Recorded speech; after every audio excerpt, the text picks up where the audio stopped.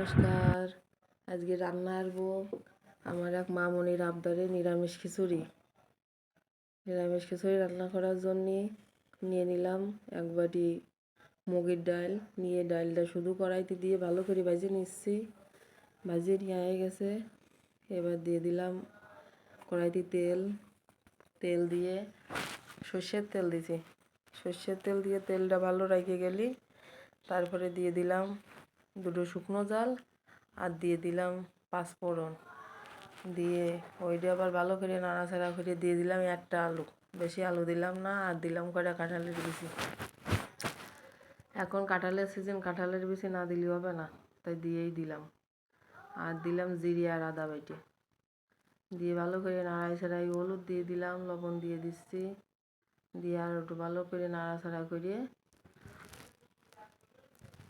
হলুদের কালারটা আসলে বিশাল কালার। এগুলো ভালো করে কষাই নিয়ে হয়ে গেছে। এবার আগের থেকে ওই সেই চাল আর ডাল ধুয়ে জল ঝরায় রেখে দিছি। দিয়ে সেই চাল ডালের মধ্যে দিয়ে দিলাম। দিয়ে আর একটু নাড়াচাড়া এড়িয়ে এবার দিয়ে দিলাম কয়টা কাঁচা ভাজা জাল। আর এই পাশে জল গরম হতে দিছি, জল মাপা, কোনো মাপ ঠাপ না। খিচুড়িটা নরম নরম হবে তাই একটু বেশি করেই জল দিলাম। অনুষ্ঠান বাড়ির খিচুড়িকে হার মানায় দেবে এই খিচুড়ি, একদম অনুষ্ঠান বাড়ির নিরামিষ খিচুড়ির মতো। এইভাবে ফলো করে রান্না করে খালেই আবার খেতে ইচ্ছে করবে বারবার। এবার খিচুড়ি, নিরামিষ খিচুড়ি সেহেতু তো একটু পটল ভাজা আলু ভাজা তো লাগেই। তাই কয়টা পটল ভেজে নিলাম।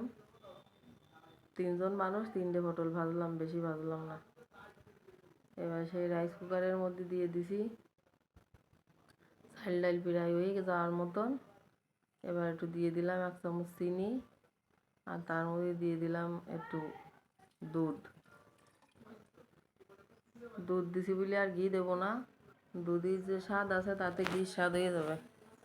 আর দিয়ে দিলাম ধনিয়া জিরিয়ে গরম মশলা একসাথে ভাজিয়ে গুঁড়ো করে রাখা ছিল আগের থেকে, সেই মশলা দিয়ে দিলাম। দিয়ে আর একটু নাড়াচাড়া করে আর একটু ফুটতে দেবো, আর একটু অতি দেবো যাতে সব কিছু ভালো করে মিশে যায়। রান্না হয়ে গেছে। এবার খাওয়ার পালা। আর দর সহ্য আসছে না, বাঙালি বলে কথা। খিচুড়ি শুনলে তো আসলে মাথায় কাজ করে না। আর যদি বৃষ্টির দিন হয়, সাথে আমের আচার, আগের দিন তৈরি করা সেই আমের আচার আর পটল ভাজা আর এই খিচুড়ি নিজে রাঁধেছি বলে করছি না, দেখে তো মনে হচ্ছে সেই স্বাদ হয়েছে। এরকম নিরামিষ খিচুড়ি রাঁধতে খালি আর অন্য কিছুর দিকে তাকাতে ইচ্ছে আসবে না।